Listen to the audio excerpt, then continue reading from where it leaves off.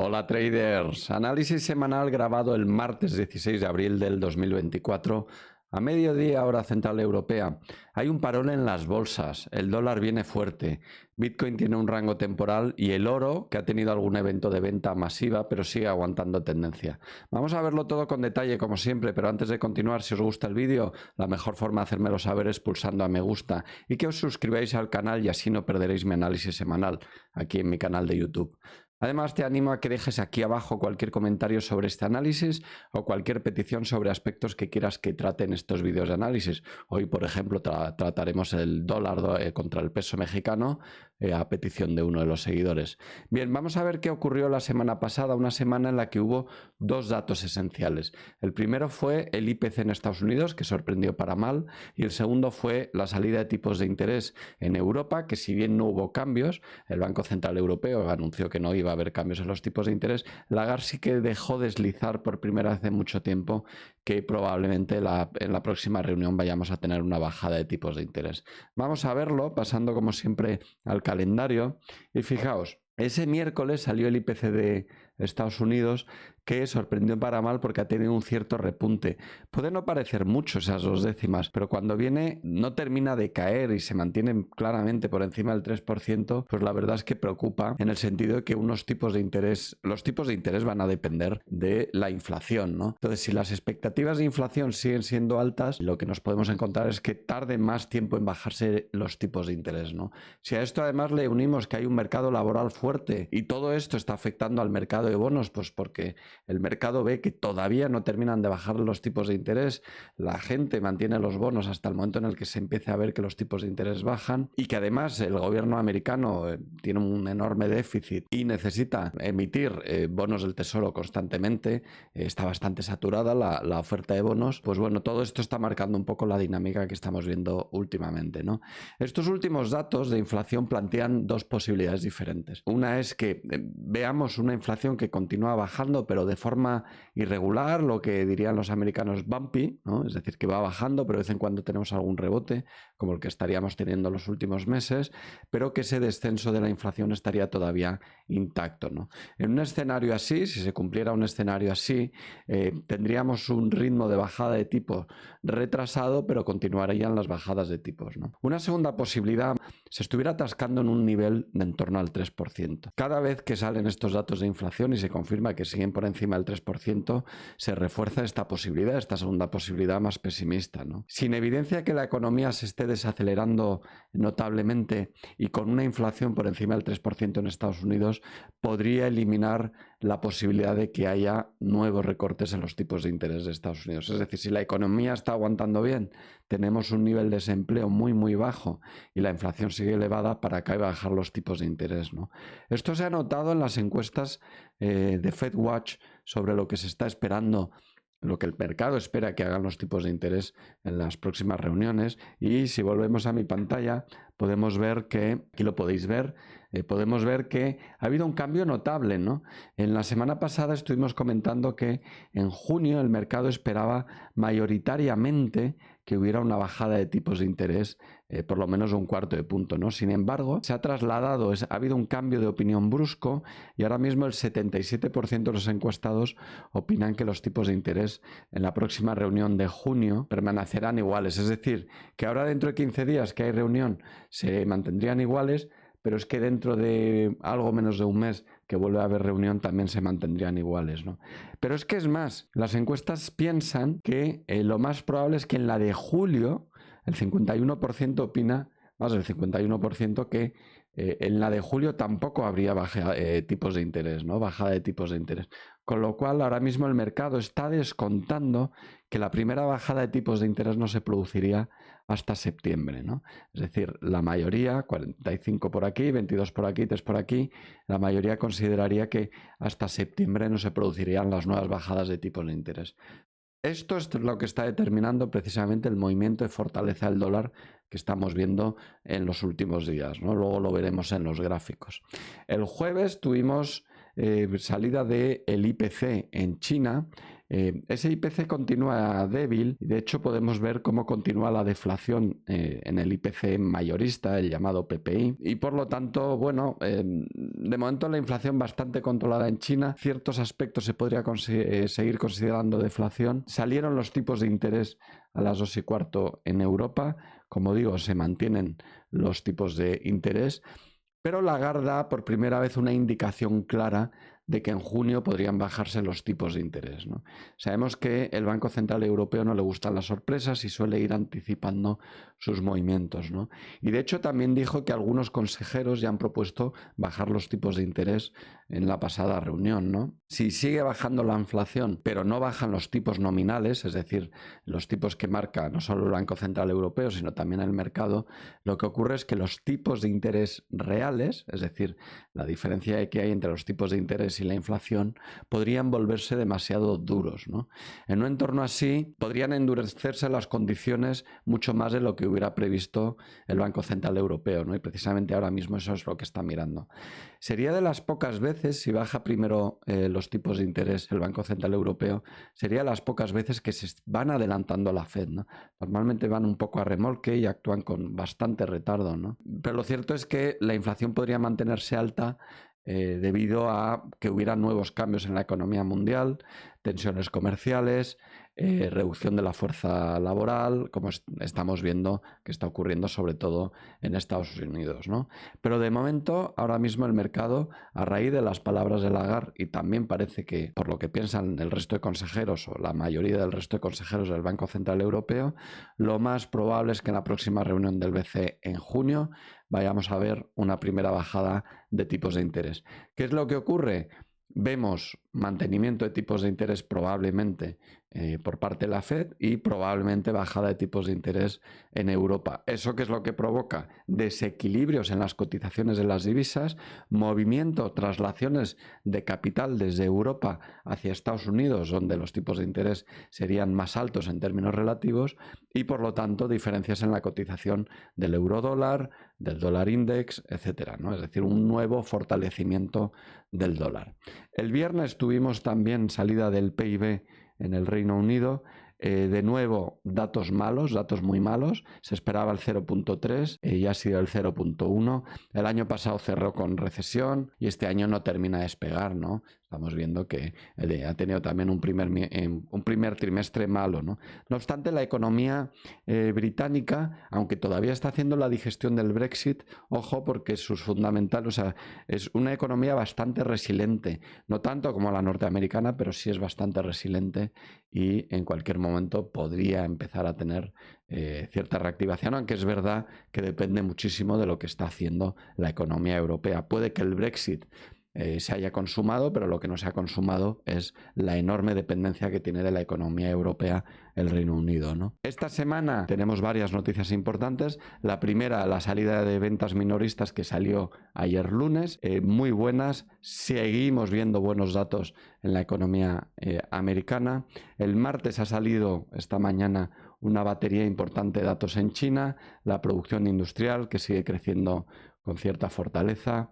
El PIB, que aunque no está en niveles de años anteriores y muchos critican a la economía china por ello, pero según parece, bueno, de momento interanualmente tiene el 5,3% y se ve que se está recuperando muy bien del post-COVID. Y el miércoles tenemos el IPC en el Reino Unido, aquí lo tenemos, dato interesante para ver si mejora el dato del mes pasado, que tenía un 3,4% interanual. Vamos a ir viendo si va cayendo el IPC en el Reino Unido. Por el contrario, ocurre lo mismo que estamos viendo en Estados Unidos y en menor medida en Europa, porque en Europa ya estamos más próximos al 2%. De ahí que nos esté diciendo Lagarde que quiere empezar a bajar tipos de interés, ¿no? Pero el Reino Unido, pues veremos, ¿no? De momento sigue por encima del 3%. Y por último, el viernes veremos en Japón los datos de inflación. Tras ese repunte que hubo el mes pasado, un repunte importante que cambió totalmente la tendencia de inflación en Japón, ¿no? Vamos a ver los gráficos, empezando con las bolsas de Estados Unidos, donde veréis que se ha producido un claro parón en la tendencia alcista. Todavía no se han anulado las tendencias, pero mucho ojo, porque empieza a haber peligro de que sí se anulen esas tendencias, ¿no? Comencemos con el S&P 500, donde podemos ver ese retroceso potente en términos relativos respecto al aumento o al impulso alcista que comenzó nada menos que el 31 de enero, el 1 de febrero concretamente de este año, porque ya ha llegado al 50% de retroceso de Fibonacci de todo ese avance, ¿no? Habrá que estar muy pendiente del nivel 5000, que marca el nivel del 61.8% de Fibonacci, que si fuera superado anularía todo este avance anterior. Es decir, podríamos considerar que todo este avance anterior habría finalizado, ¿no? Si nos vamos al Nasdaq, ya avisamos también que había una clara pérdida de impulso, de momentum, ahora mismo todavía aguantando en rango lateral, pero es verdad que comenzó a desacelerarse antes, pero también es verdad que por el momento está aguantando un poquito mejor. El que peor aguanta, el Russell. ¿Por qué? Sencillo. Si se siguen manteniendo tipos de interés elevados, si se retrasa la bajada de tipos de interés, los que más perjudicadas salen son las empresas precisamente pequeñas en términos relativos, porque son empresas cotizadas, pero son las empresas más pequeñas que cotizan en las bolsas americanas, ¿no? Y por lo tanto, las que más necesidades de financiación tienen, ¿no? Ya avisábamos la semana pasada y marcamos en amarillo un potencial hombro cabeza a hombro y podemos ver que ha roto la línea de confirmación. Por lo tanto, ahora mismo el escenario más probable es una corrección entre 1940 y 1960. Si nos vamos a Europa, podemos ver ese DAX corrigiendo. Ha superado ya el retroceso del 50% desde el impulso principal. Podría acercarse en breve al 61.8% de Fibonacci, que está exactamente en el 17.750. Si pierde el 17.750, daríamos por finalizado todo este impulso alcista. Y con el IBEX ocurre un poco más de lo mismo, es decir, el 10.500 sería ese retroceso, el 61.8 de Fibonacci, que si lo pierde vamos a estar vigilándolo. Hoy en este momento está perdiendo algo más del 1%, la bolsa alemana algo menos del 1%, el 0,68%, y eso va a ser el nivel, esos van a ser los niveles que determinen si ha finalizado el movimiento alcista o por el momento se pausa, ¿no? Si nos vamos a las bolsas asiáticas, también estuvimos marcando la semana pasada un potencial hombro, cabeza a hombro en el Nikkei después de toda esta onda alcista tan potente. Sigue el escenario activo porque sigue con toda la pinta de ser un hombro, cabeza a hombro, y la confirmación vendría si se pierde este nivel, un nivel que está tanteando ya lo está intentando atacar, y como lo pierda pues puede realizar un recorrido con bastante facilidad, por lo menos hasta el 36.200. China se reactiva un poco ciertos rebotes, sigue aguantando la resistencia en 12.400. Por el momento, bueno, podemos encontrarnos quizá un nuevo ataque a 12.400 en los próximos días al albur de los últimos datos fundamentales que estamos teniendo, ¿no? La India aguanta bastante bien, un cierto gap bajista en el día de hoy, pero se mantiene intacto el canal alcista y por lo tanto la tendencia alcista.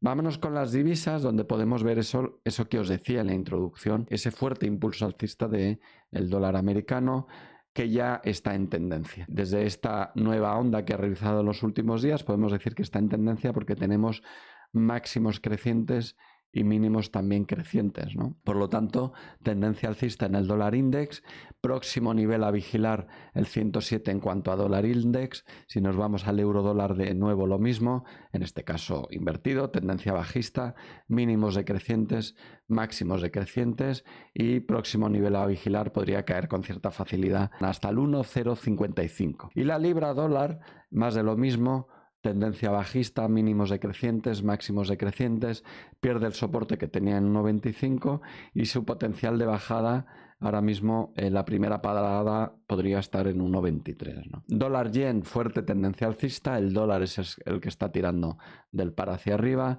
máximos históricos y podría tener un importante recorrido alcista. Voy a detenerme un momentito en el dólar peso mexicano. Ya sabéis, cualquier comentario que queráis hacer pidiéndome el análisis de algún activo en concreto, yo lo puedo hacer en la próxima semana, así que animaos.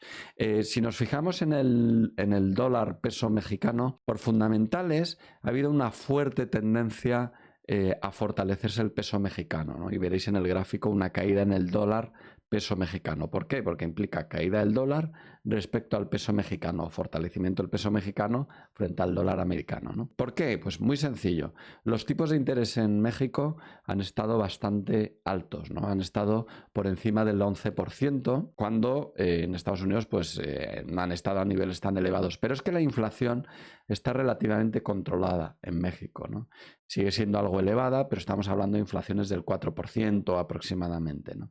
Esto lleva a que los tipos reales de interés sean muy altos. La diferencia que hay entre los tipos de interés y la inflación es de aproximadamente el 7%, ¿no? Y eso atrae capital de inversión a invertirse en pesos mexicanos para que simplemente con un riesgo relativamente bajo pueda tener un tipo de interés favorable. El PIB además pues tiene cierta fortaleza, ¿no? Está creciendo entre el 2 y el 3% interanual, pero es que lo más interesante es que el PIB per cápita en México está creciendo con mucha fuerza, está en torno al 18%, ¿no? Es decir, más allá de los problemas que sabemos que está habiendo a nivel de seguridad y que muchos de los compañeros que nos seguís allí podríais explicar mucho mejor que yo, lo que es cierto es que los fundamentales de la economía mexicana están creciendo con fuerza por aquello que se llama efecto nearshore o nearshoring, ¿no?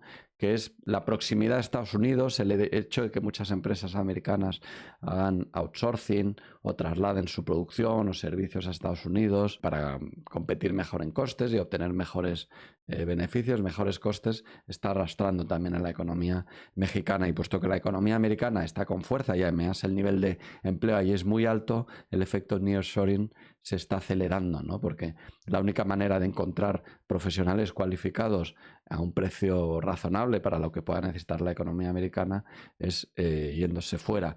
Y puesto que hay importantes lazos culturales con gran parte de la población de Estados Unidos y es un país frontera que está relativamente cerca, pues ese efecto está ayudando y tirando mucho de la economía de México, ¿no? Entonces, como digo, principales aspectos: diferencia en las tasas de interés, en los tipos de interés, estabilidad y crecimiento económico, disminución de la inflación en México, está relativamente controlado, ese nearshoring, el hecho de que Estados Unidos tire de la economía mexicana, y podemos añadir como último factor que si vamos a tener una pausa en la subida en los tipos de interés en Estados Unidos, como ha habido en los últimos meses, que lleva ya tiempo los tipos de interés establecidos en Estados Unidos, pero ese diferencial se mantiene, ese diferencial de tipos de interés se mantiene, ¿no? Así que, bueno, vamos directamente al gráfico del peso mexicano, donde podréis ver esa tendencia bajista. Si nos vamos al gráfico, podréis ver que toda la tendencia...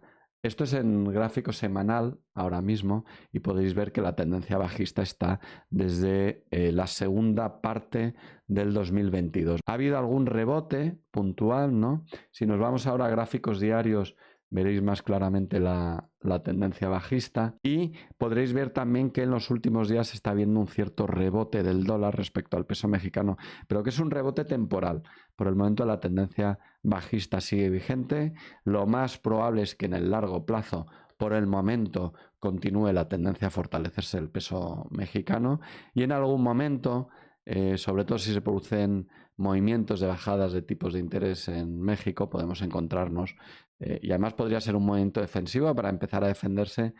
Un encarecimiento del peso mexicano quita competitividad en las exportaciones de bienes y servicios a la economía mexicana y por lo tanto quizá veamos relativamente pronto más bajadas en los tipos de interés en México, ¿no? Vámonos con las criptos, donde podemos ver un tema interesante, y es que ese triángulo, que lo más probable era, como decía yo, que rompiera al alza, lo que ha ocurrido es que ha roto a la baja, pero con una circunstancia, y es que no ha perdido el mínimo relativo anterior, ¿no? Por lo tanto, es un triángulo que se ha convertido en un rectángulo o en un rango. Esto es típico de los triángulos, ¿no? Un triángulo, cuando rompe por el lado inclinado, digamos, en este caso por el lado bajista, por este lado aquí, si no termina rompiendo el mínimo relativo anterior, se convierte en eso, en un rectángulo, ¿no? Es una de las dificultades que tienen los triángulos, son una de las figuras más complicadas de analizar precisamente por eso, porque al principio se pueden formar como triángulos y luego se pueden convertir perfectamente en un rango de cierto tiempo, ¿no? Por el momento, si nos vamos al gráfico, veréis que se ha convertido en un rango, pero fijaos los rechazos, las velas de rechazo en estos niveles, ¿no? En torno a 62K en Bitcoin. Por lo tanto, ahora mismo el escenario alcista sigue vigente, pero hay que vigilar no se desgaste en exceso este nivel de 62K, porque si lo pierde podríamos ver una corrección mucho más profunda en el Bitcoin, ¿no? Si nos vamos por último a materias primas, vemos el oro que sigue en subida libre, pero fijaos, ha habido un evento de venta importante el viernes por la tarde, que es más visible en gráficos de una hora. Aquí lo veis, fue el viernes por la tarde, todo este evento de venta de aquí. Y regresando al gráfico diario vemos que no anula en absoluto el movimiento alcista, pero sí que vemos que aquí ha habido importantes tomas de beneficios o ventas importantes masivas de oro en estos niveles, en torno a 2.400, ¿no? Ha ocurrido otras veces que en máximos históricos se producen ventas masivas, ¿no? Vamos a ver qué es lo que ocurre, pero el hecho de que esté aguantando bien en un entorno de fortalecimiento del dólar nos traslada la información de que el oro sigue tremendamente potente, ¿no? Lo mismo ocurre con el crudo, se está consolidando, pero está aguantando muy bien los niveles teniendo en cuenta que cotiza en dólares y con un dólar en subida, en clara subida, esto traslada la información de que también está fuerte el crudo, ¿no? Bueno, esto ha sido todo, espero que os haya gustado como siempre. Si es así, darle al like, darle a me gusta y suscribiros al canal. Nos vemos la semana que viene. Hasta luego.